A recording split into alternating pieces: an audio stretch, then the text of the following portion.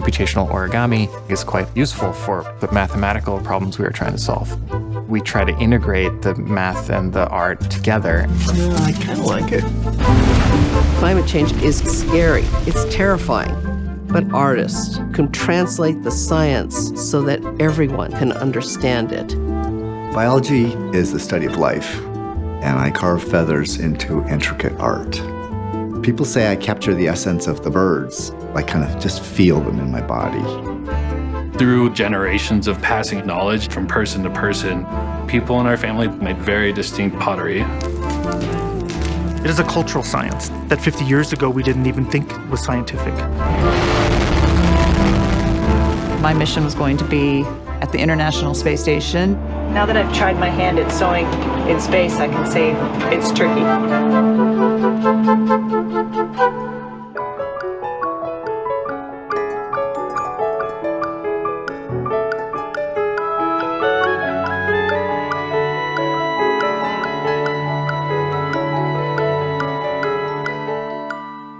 Major funding for Craft in America was provided by Cynthia Lovelace Sears, L.L. Brown Rig, National Endowment for the Arts. Additional support was provided by the following: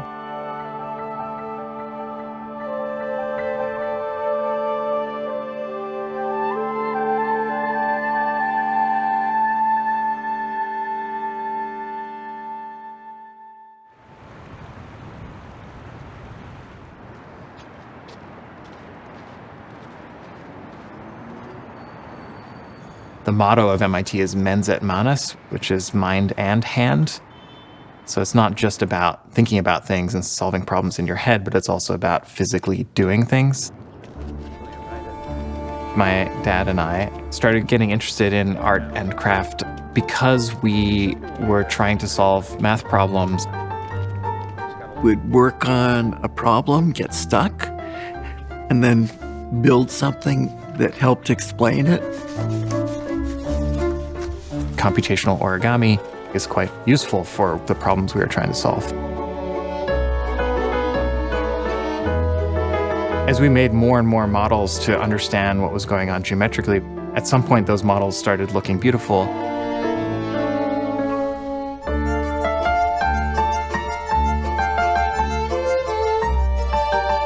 Now we try to integrate the math and sculpture making together. The more we do it, the more we view them through the same lens. At least I like to think about art also as a problem-solving endeavor. I'm a theoretical computer scientist, and usually we're trying to understand what problems are easy for computers to solve versus which ones are hard for computers to solve. But I got interested in folding just because it seemed interesting mathematically. I was curious about becoming a lawyer. I went to law school for a term and decided I definitely did not want to be a lawyer. So I headed to northern New Brunswick, Canada, and I built a log cabin. It made me not afraid to try anything. I homeschooled my son. I became a single parent before he was 3. What I decided about learning is that it's not what you learn, it's to become excited about learning. I think our first collaboration was the Erik and Dad Puzzle Company when I was 5 and 6 years old. We made and sold wire take-apart puzzles to toy stores across Canada. I helped design the puzzles. Marty made them all. And then we split the money 50-50, which was pretty cool as a 6-year-old. In the beginning, Erik wasn't interested in math, so there was no pressure to do math. I was playing lots of Nintendo. I asked my dad, how do people make video games? And a neighbor had one of the early personal computers. We borrowed it and made a video game. I took advanced calculus. And then I really saw the beauty in mathematics. You have this ultimate truth. You can prove that some theorem is true and know for sure that that is true. I think there's no other aspect of human existence where you have that kind of certainty. What was it like to be a 12-year-old in college? It was great. My peers, of course, were much older than me. They treated me like any other student. They invited me to parties. They tried to keep the drugs in another room, I'm told, so I didn't know that was happening. But I ended up doing undergrad in 2 years. And then it's like, well, I want to learn more stuff, so I guess grad school? And I saw this world of origami mathematics that seemed really cool. Finished my PhD when I was 20 and was lucky enough to get a job offer at MIT. The unusual thing is that when Erik was offered a job, they also offered me one because we had a reputation for working together. Well, that's not bad. That's a good test. Erik and I have published 100 joint papers. Interesting. The most important problem now is to prove that mathematically these curved forms exist.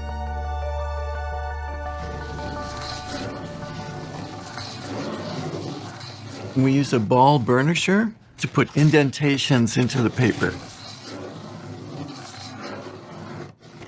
When we first started folding paper, we used a laser cutter, and then we decided everything had to be handmade, every step.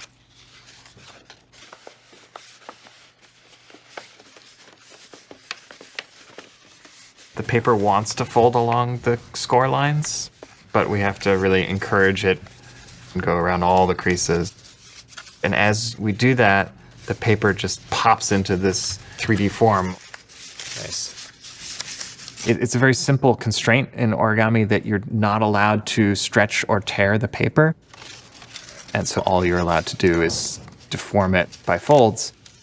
It makes it a little bit harder. It makes it a lot harder, to be honest. You're doing a better job than I am.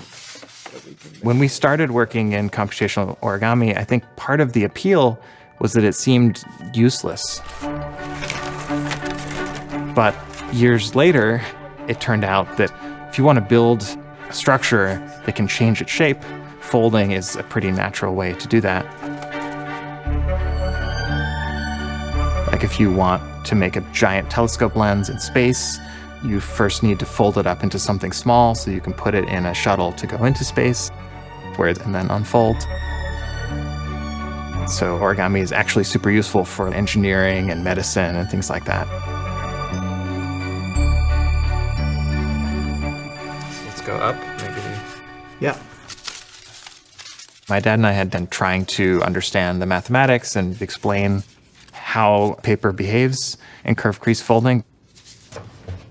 And we were starting to realize, hey, the geometry's cool. Let's try to make them even more beautiful. No, I kind of like it. Around that time, MoMA contacted us and said, hey, we're doing this show. It's about science and art. Got any cool objects? That was quite a surprise. And so it ended up in their permanent collection. I guess rarely does an art career start with MoMA.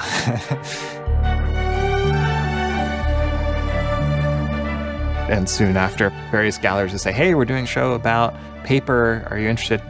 Hey, we're doing a show about book art. Do you have some pieces? And so that became, let's make more and more sculpture and explore that deeper and deeper. Now, the main idea is we're threading a string or a few strings through a series of disconnected components, such that when you pull the string tight, now this is like a pretty stable structure. You could I think I tend to attract the students who are also interested in building physical manifestations of their work. vertices. So that means there's two strings going through that tube. So it's not always easy to do that in mathematics. Exactly, yeah. But I think it enriches the whole experience. Yeah. So the shape of the pieces might affect it, I think. A couple of years after being at MIT, I get this phone call from the MacArthur Foundation, and they're like, you've won this award. The MacArthur Fellowship exists to say, that's cool that you're working on things that other people don't explore. That confirmation for me sort of encouraged me to go even more in that direction and explore the more obscure things, and whatever I found exciting was okay. As an artist in the 60s, I tried different things. And then I saw glass in a school in England. I spent 9 months there and then returned to my log cabin and started a studio to make art glass. I had never seen my dad blow glass before. It was all before I was born. At MIT, he just jumped back into glass blowing. And then I got to learn to blow glass so we could play in that space together.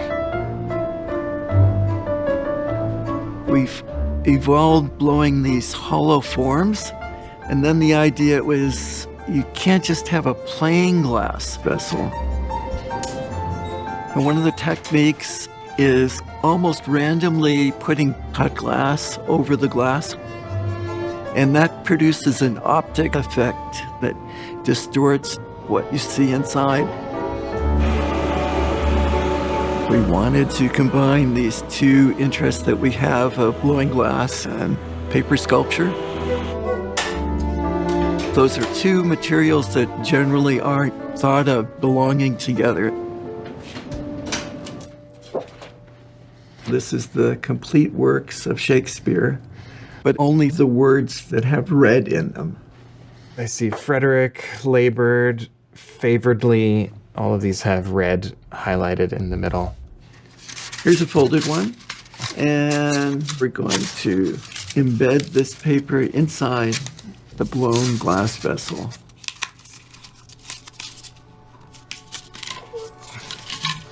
One in.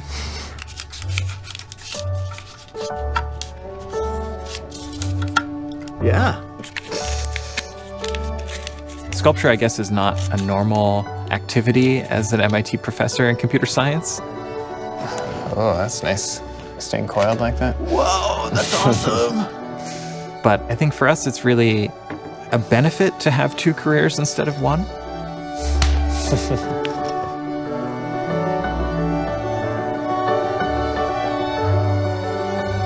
Doing art, we inspire new mathematics.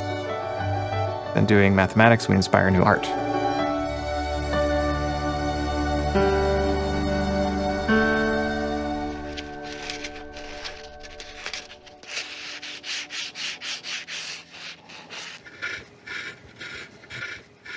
I think some of my most interesting art comes out when I am just pissed off.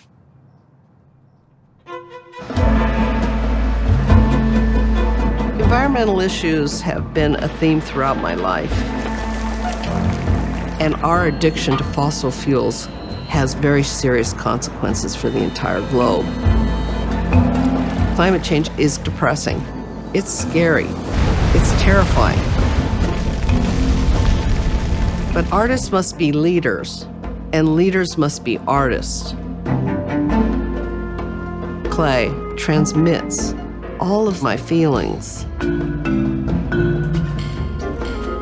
If a person is drawn in by a piece of my art, maybe the story I'm trying to tell about climate change will reach them.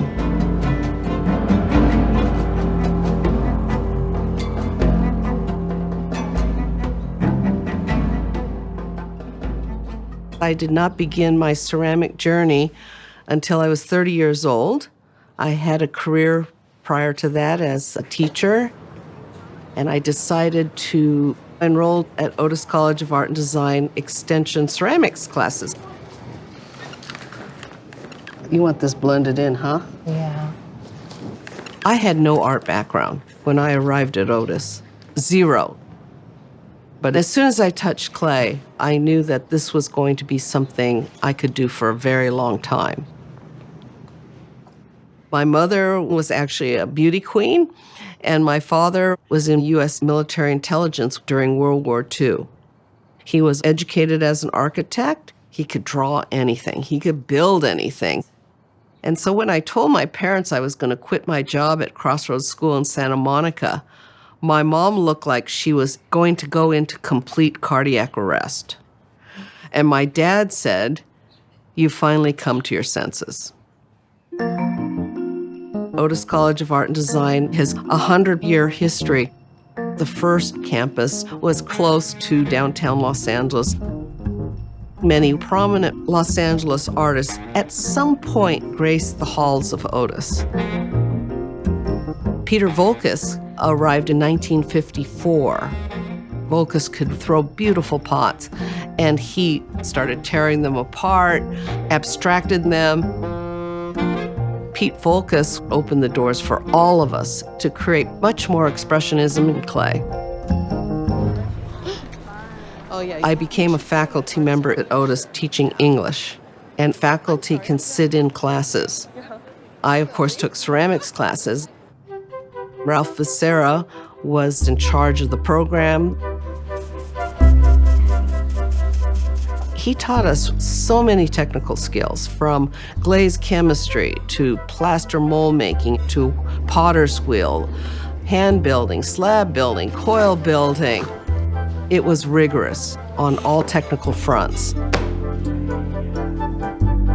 It was the Harvard of American ceramics. But when we moved to the new campus, Otis closed the ceramic program. Later on, the school decided to bring it back, and I was tapped as the ceramic instructor. The idea is to make this part blue and then cover the whole thing in red. So if you do the bottom side first, then you don't mess up anything. Yeah. Joan's biggest influence is her belief in her students. What are you going to do on the stripes? Her belief is so matter-of-fact, so strong that you start believing yourself. These are going off to your first gallery, huh? This one just came out of the kiln. Ooh, that's sexy. Really sensitive glazing. I've been an extension student of Joan's for the past year and a half. And just from, I think, day one, she really took an interest in my work.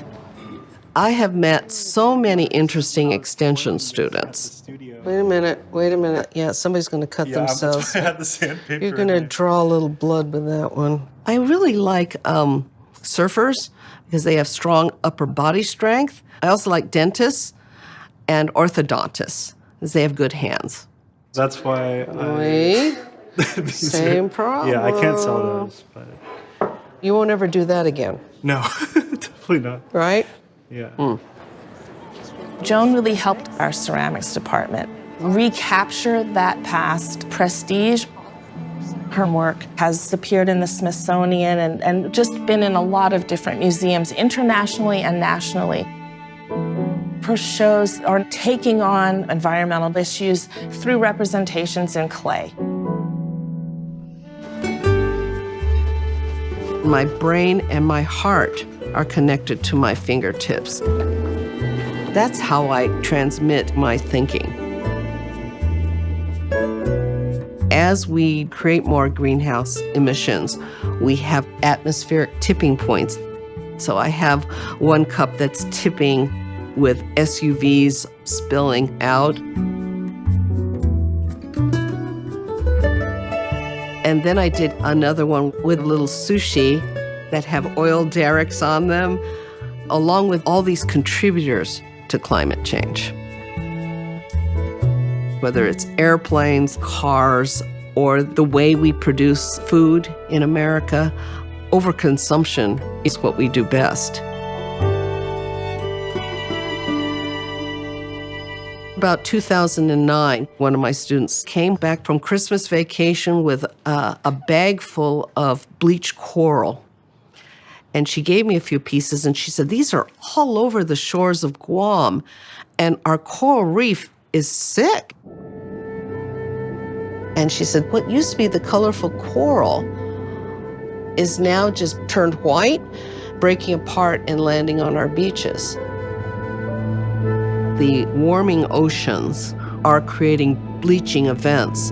And because the coral are so sensitive, the entire ocean ecosystem is under pressure. I carried that bleached coral in my apron for a couple years thinking about it. And finally, I decided to switch my work from flamboyant, colorful theatrics to all white.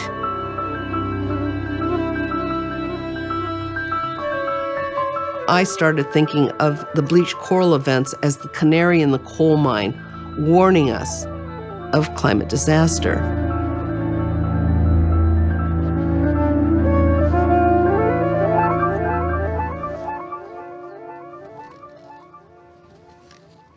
I think this is the next step in the climate change series. It's called Water Warrior, and it is about the future issues of rising sea levels, but also of potable water for people.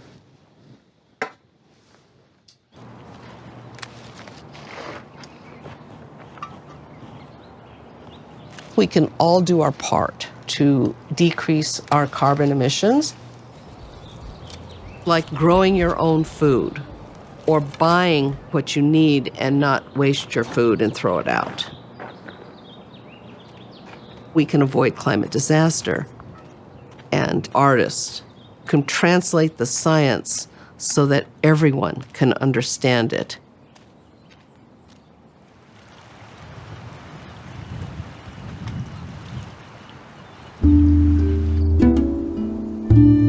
Feathers are symbols of our aspirations, of flight and hope, kind of our dreams. Those ideas are why I chose to use feathers in my art.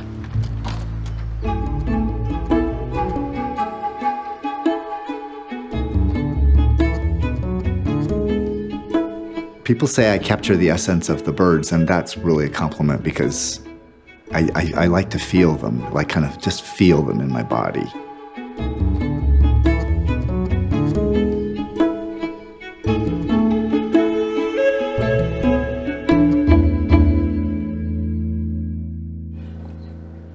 Biology is the study of life.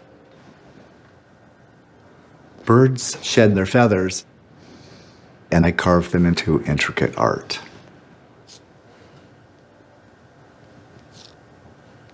This feather is from an Asian jay, and this is about as small as I go.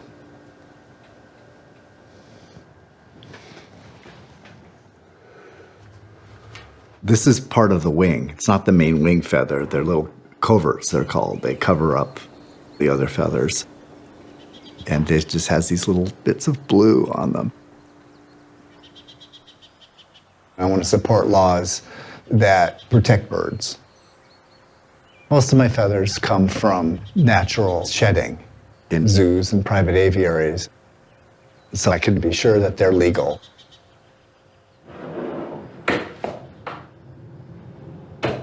This is from an Argus pheasant. Some of the biggest, most heavy feathers in the world. These are the primaries. It's what the bird powers its flight with. And these are the secondaries. And on most birds, secondaries help the bird just float in the air. These are beautifully patterned. So the bird uses them for display, kind of like a peacock. But when its feathers are all tucked in, it just blends into its forest background. Feathers are made out of keratin, which is the strongest of animal materials. It's like your fingernail, but then inside it's more pithy because the other thing about feathers is they're really light. Another function feathers have is to enhance the bird's sense of the environment. This is like one big lever that goes into the bird's nerve-rich skin. Each flight feather is attached by a muscle and a tendon, so they can move those feathers more or less separately. They can do things that we can barely imagine.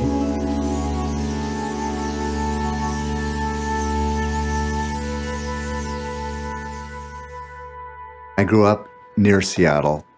My father was an eye surgeon. My mother was a professional artist. But having 3 sisters and no brothers, mostly I would just go out and explore the woods.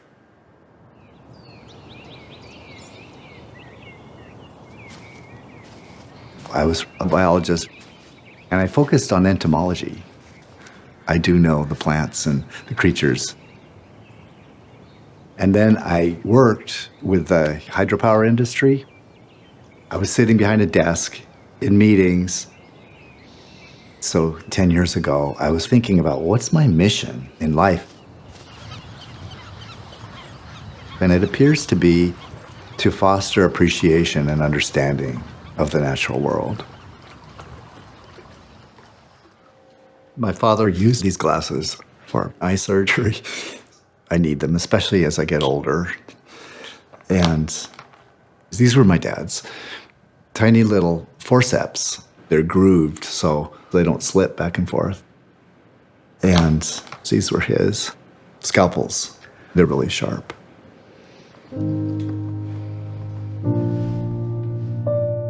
My mom really encouraged creativity. She would teach classes in our home and paint. After she died, I got her notebooks, and I'm looking through one of them, and there's birds that she's just probably saw outside the window and went, toot, toot, toot, toot. From her drawings, I've made some pieces. I wish she was around to see the results.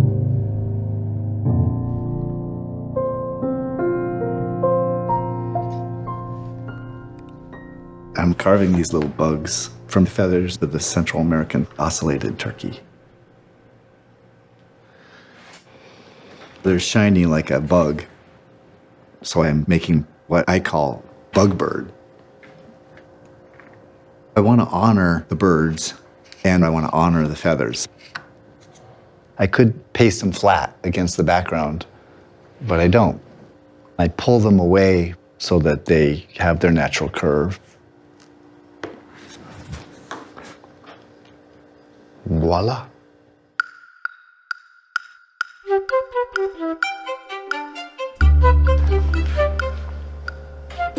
When I photograph it, I want to get the light just right so that I can capture the shadows. What I feel is important is this feeling of space and design, and also a feeling of motion.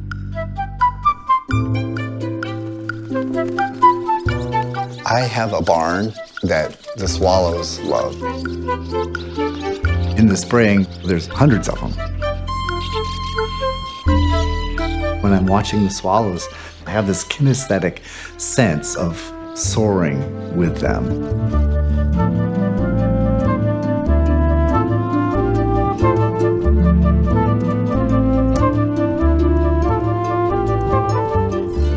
I like to dance, and I get that same feeling of lightness.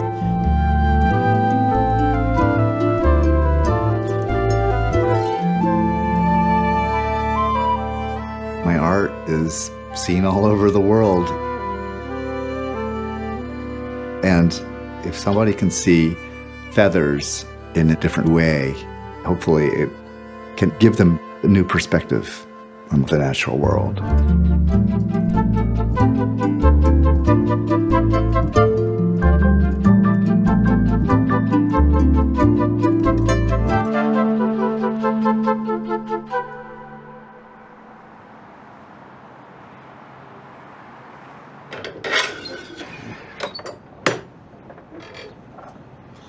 Come on in. Come on in. Come on.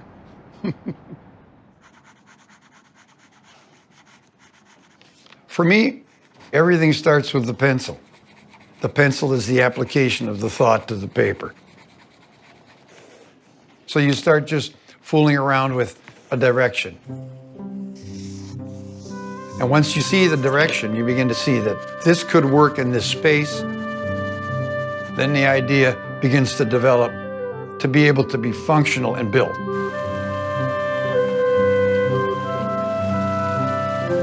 I'm dealing with glass, steel, water, and light. So all of the senses can be experienced. Seeing, hearing, touching, smelling.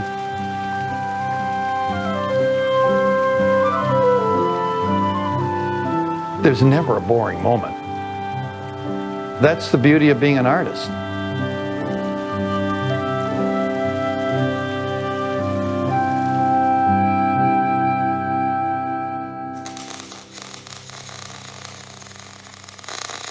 I've got a lot of different ideas going all the time. I'll be working on something for 40 minutes and then I go to something else. It's just my nature. John is like an overgrown 8-year-old. It's either full speed ahead or stop. Nothing in between. I remember my first week in kindergarten, we did drawing, we did cutting things out. We were just having fun as kids. Friedrich Froebel was the inventor of kindergarten in the 70s and 80s. I spent time studying his work. Froebel was born in Germany. His father was a Lutheran minister. In university, he studied botany, mathematics, and he was an apprentice of Samuel Weiss at the Museum of Crystallography. Samuel Weiss was one of the discoverers of how crystalline structure develops. Drawings of Samuel Weiss show how the cube grew to the other crystalline forms. After having an education in sciences, Froebel worked as a teacher. That changed the rest of his life.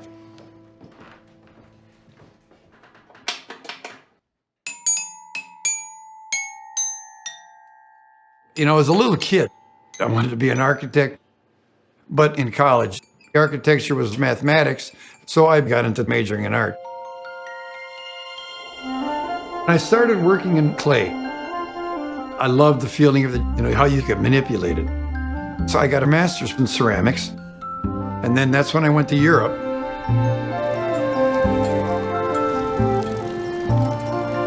I was working with the Queen's Royal Blue Delft Company. They established a factory in Delft in 1653. We built ceramic murals, some that were 50 by 150 feet. In the Netherlands, I also worked with Leerdam glass.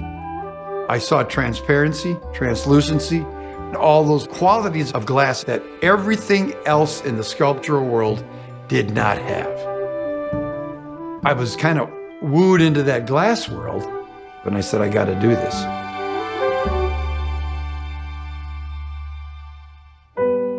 The educational system pre-1800 was rote learning, strict discipline. The teachers were dictators. And then Froebel published his philosophy in 1826. For him, the kinder is the child. The garden is for planting things and growing. So within the mind of the child, that seed would grow. And he helped nurture that growth with his kindergarten teaching system, which is based on the crystalline structure concept from Samuel Weiss. Cube, cylinder, and the sphere. By spinning this cube, it becomes a cylinder. And this one, when you spin this cylinder, it becomes a sphere. Froebel began to break it down into its elements. The solid cube becomes a fragmented cube. The children begin to arrange it in the different ideas. So this is the gift of knowledge, like mathematics, halves, quarters. The gift of beauty is to take the shapes and to arrange them into any kind of a pattern, and the gift of life. The children create buildings out of blocks, chairs out of blocks. After the block system, they play with parquetries, paper cutting, paper folding, peas and sticks. So Froebel was presenting objects for the children to learn through sense perception, experiential contact with the world. When I got back to America, I didn't have a job, but I found a teaching position in LA. And I liked it because it was fun. My approach to teaching is actually Froebel derivative because it deals with opening up freedom of expression and freedom of feelings. But in order to express that freedom, you have to have the techniques. And I always felt that you must understand your media in order to create anything. I made a series of small blown forms. I played with this idea. I thought, that's kind of cool, that's fun. But Once I took this apart and I looked at this form, I saw it standing 10 feet tall. Now, in order to make that 10 feet tall, you have to have furnaces that are big enough to be able to put the glass in to bend it. So I built a walk-in kiln. You start with a flat piece of glass, and you put it into the kiln, suspend it over the mold. We use steel pipes. We run that up to a temperature of about 1100 degrees, 14 to 16 hours to get to the bending point. Then the cooling takes 3 to 4 days. Once those pieces are bent in the large kiln, then we transfer those to the taping table. He does all that taping single-handedly, freehand, and they're perfect. From the taping process, I wheel them into the sandblast booth. Once the piece is sandblasted, surface is etched, then we bring it into the studio, remove all the tape. So the pattern then is finished. In 1817, Froebel built a school in Kilhau. And then in 1837, a kindergarten in Bad Blankenburg, which is over the hill. And he would hike back and forth. It's about 9 miles. From there, Froebel's system spread around Germany and then around the world. England, Japan, Russia, the USA. Can you open the door and put your finger in? I opened it. What can we do with these blocks? The Froebel system was kind of lost in the mid-20th century, but it's really coming back. Froebel USA is trying to get this into the kindergarten system today. This is awesome. I made a rocket ship. I made a square rocket ship. It's the rebirth of freedom in education. Now, this is controversial, but Froebel's kindergarten is the origin of modern abstract art. Children learning that system became 20th century painters, sculptors, designers. Frank Lloyd Wright wrote, in 1876, my mother went to the Philadelphia World's Fair and saw the presentation of the kindergarten system. And he says, when my mother introduced these blocks to me, they changed the way I saw the world.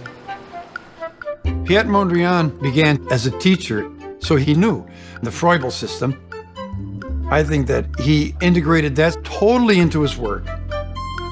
Another perfect example is Buckminster Fuller. He said, I discovered my geometric structures, my geodesic domes, from Froebel's peas and sticks.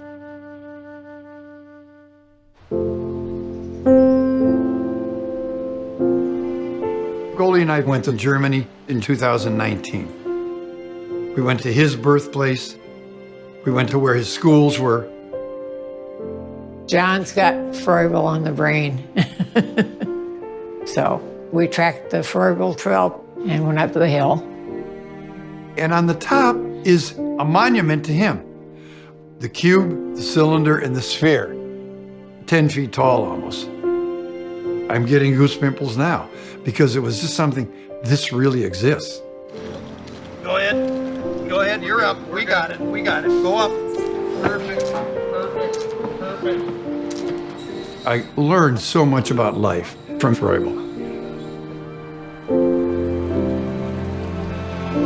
His ideas connected me to a whole new world, the visual world.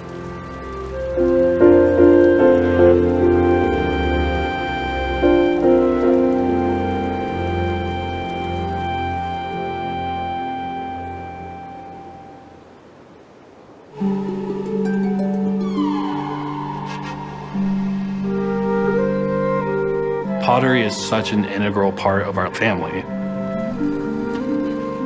And things like where to dig for clay and the polishing method, how to fire pieces, those traditions have been in our family every single generation for the last 1,000 years.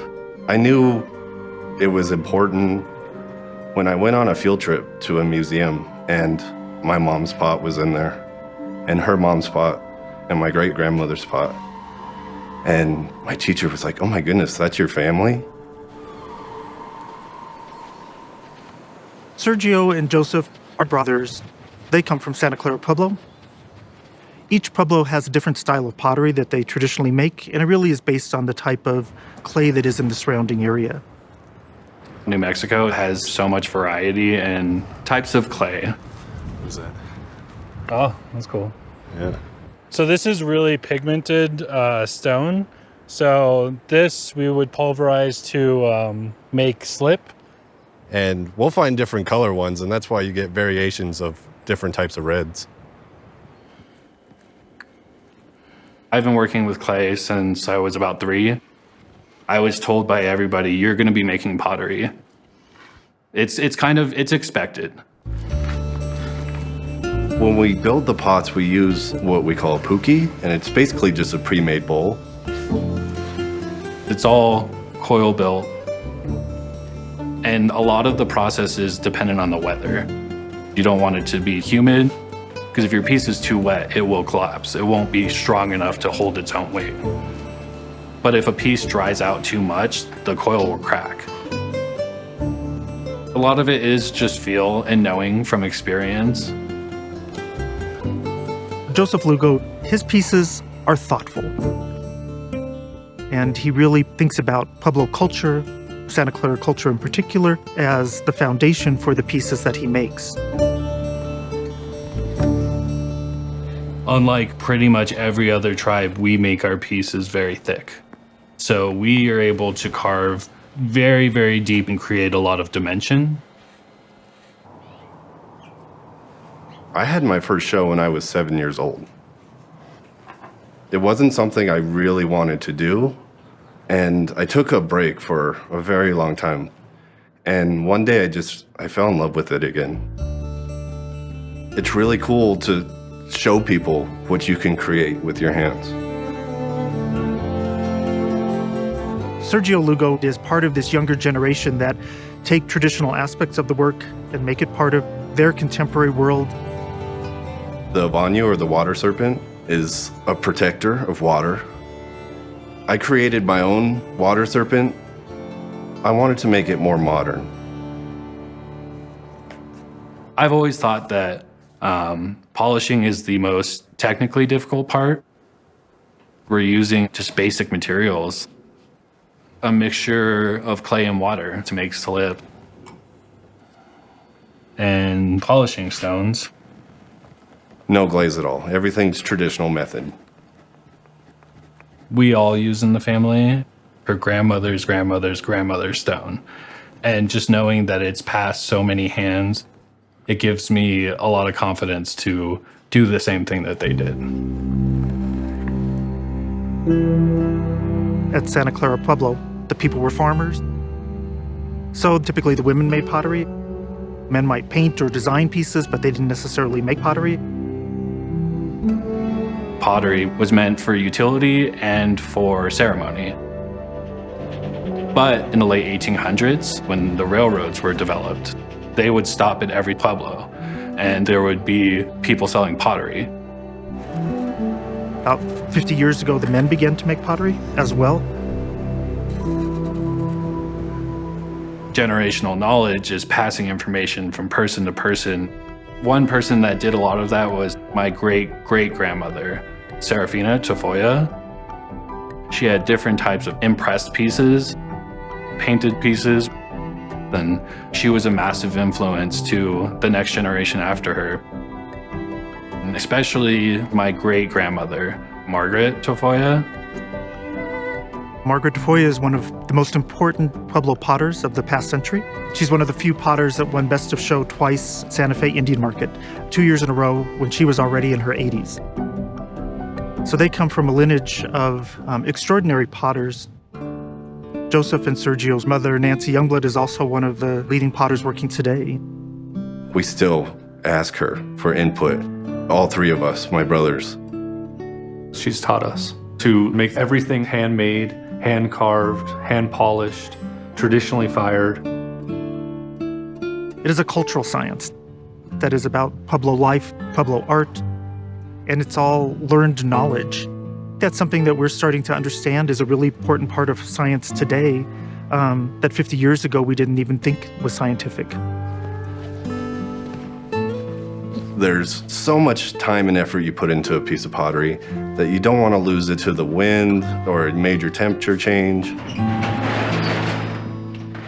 My mom created the shed to control all of that. Each pot is red before the firing, and the firing dictates if the pot is black or red.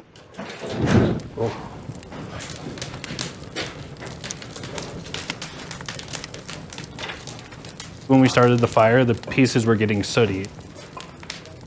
Once we put the boards on, the fire gets really hot, and all of that soot starts to burn off.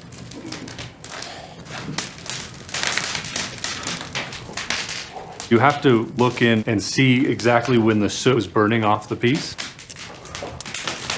I'll get it. Yeah, still sooty on Joe's. If it gets over-fired, the piece will dull out. It's starting to burn off here too. Oh yeah. When it reaches that perfect temperature, the finish is very shiny.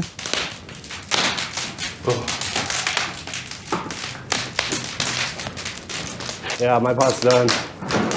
Once it kind of reaches that molten stage, that's when we cover it with manure. The shredded manure keeps all of the smoke inside. Beautiful. That's how the color change is happening. It's a chemical reaction of the manure and all of the smoke. We've covered the fire now, cutting off the oxygen. If you didn't cut off the oxygen, the pieces turn brown. And they're just sitting in like a cloud of smoke right now. Let's get it nice and packed. Just making sure that temperature goes down slowly is the key to a successful piece. We don't know the scientific detail of it, but we know what happens when you do certain things, and we know it works.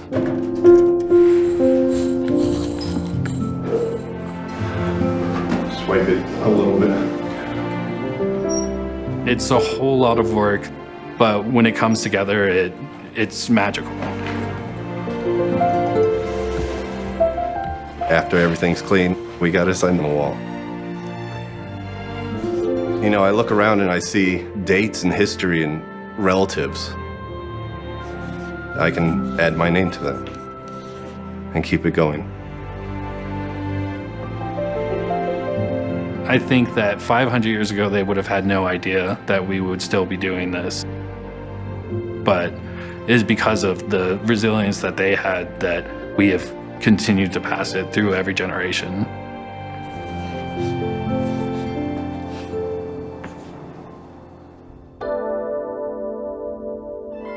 I remember the first time I saw the full curvature of the earth.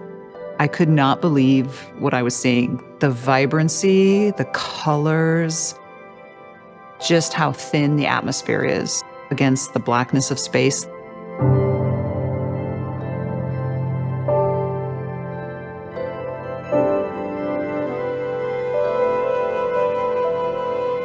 In 1978, NASA selected the first group of astronauts that had women.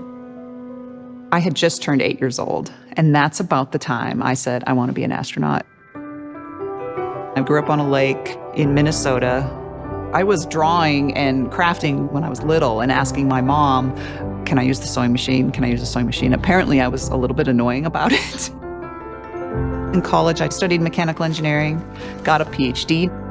NASA hired me as an engineer, and I was selected into the astronaut class of 2000. My first flight was on the Space Shuttle Discovery in 2008. When those solid rocket boosters ignite, it's like, boom, a kick in the pants, and it's like, okay, we're going somewhere now.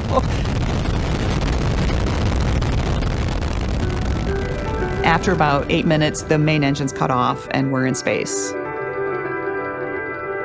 I'm like, I did it, I'm here. This is the goal I had when I was a little girl. Unbelievable. We rendezvous and dock with the International Space Station.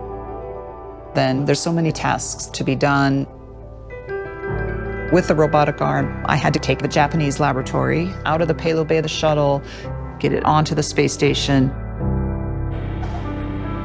And then after 2 weeks, we landed at the Kennedy Space Center. I remember thinking, somebody could convince me I've never done it, you know, if there weren't pictures, because it seemed so dreamlike. It was just so fast and surreal. All the way through my time as an astronaut, I would do drawing and sewing as a kind of relaxing outlet. I even went on a couple quilting retreats to learn techniques and just started dabbling in it and trying it. And now it's my favorite thing to do, to turn a picture into a quilted art piece.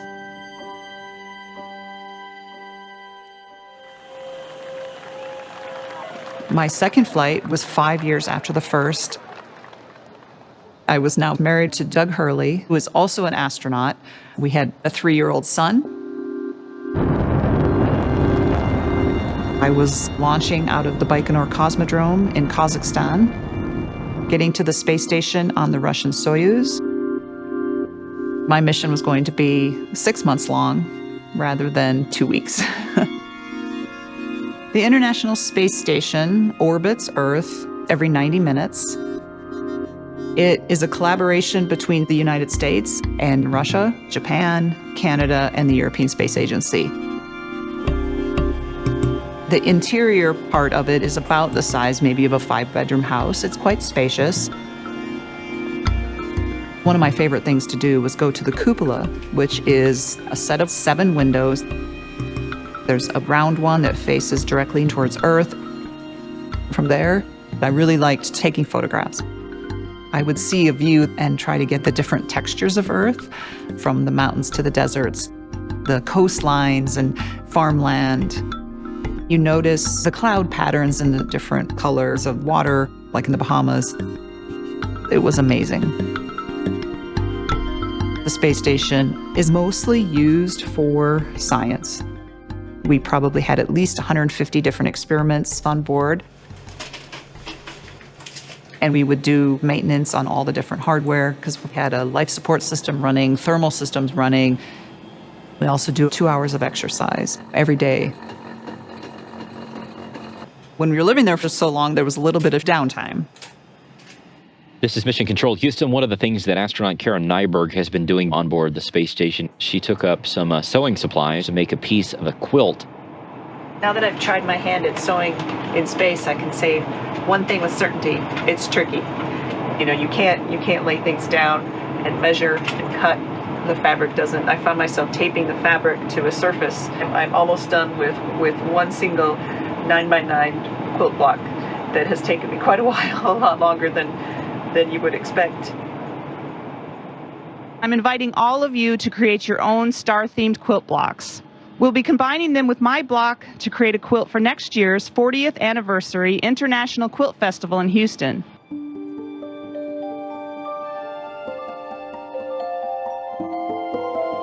The Houston International Quilt Festival ended up getting enough blocks for 30 king-size quilts. They got over 2,400 blocks from people all over the world, over 30 countries. There were space enthusiasts who had never in their life quilted anything that made a block. And there were blocks from quilters who were now excited about space, which I think is pretty cool.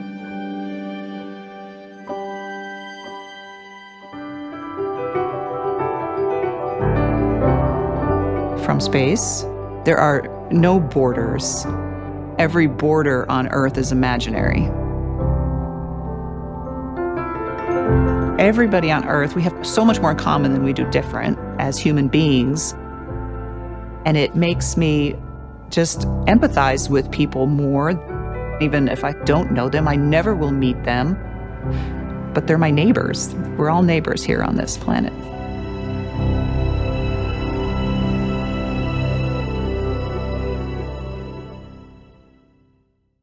'Tis a gift to be simple, 'tis a gift to be free. Funding for Craft in America was provided by Come down where you ought to be. And when you find yourself in the place just right, you'll be